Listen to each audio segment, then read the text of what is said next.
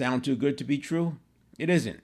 The reason is the strategy that has been hiding in plain sight is overlooked or not even on the radar. We all go down these rabbit holes and find out there's tons of information available on a topic that you barely knew existed. The challenge is that we're talking about things that are in the neuroscience realm, the physical therapy realm, the sports training realm, fitness realm, and more. And while there is some crosstalk, the way science works is the scientists tend to do their research within their silo. So you have these multiple silos. For years, I've said that in the 30s, we tend to slow down a little bit. In the 40s, we need, talking about age ranges, in the 40s, we need more recovery time. In the 50s, we start to lose a little bit of flexibility. In the 60s, we lose strength. And in the 70s, we start to lose mobility.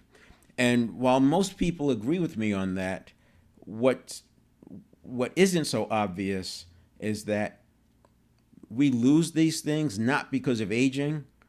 We lose them because we're not putting the demand on our system. It could be for a variety of things, but just the simple thing from, we go from teenagers and 20s to where we're more active doing all sorts of things. We're burning the candle at both ends. And by being active, we're generating more neurotransmitter. In our 30s, we start to slow down, relax a little bit, focus on work, whatever it is, raising the family.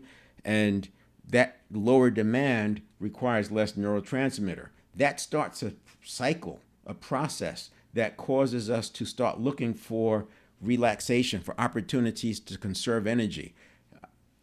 That creates another cycle of literally declining of our neurotransmitters. And the main neurotransmitters that serve us, that are generated by putting a demand on the body, dopamine, that's the reward system. That's your reward setup. So even desiring to go to the gym is easier in our 20s and 30s because we're getting feedback and we're getting stronger. So we go back again. Once that feedback starts to slow down and flatten, there's less interest in going to the gym. Well, the more neurotransmitter you have, the more dopamine you have available, and we can reignite that reward cycle.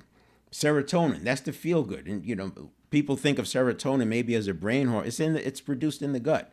And so the more serotonin we have, the more feel good. People chase all sorts of things for quote unquote happiness. Well, if you have more serotonin, it's going to be easier to modulate your mood. Then there's acetylcholine. Acetylcholine conveys or transmits the message from the neural pathway to the muscle to activate it.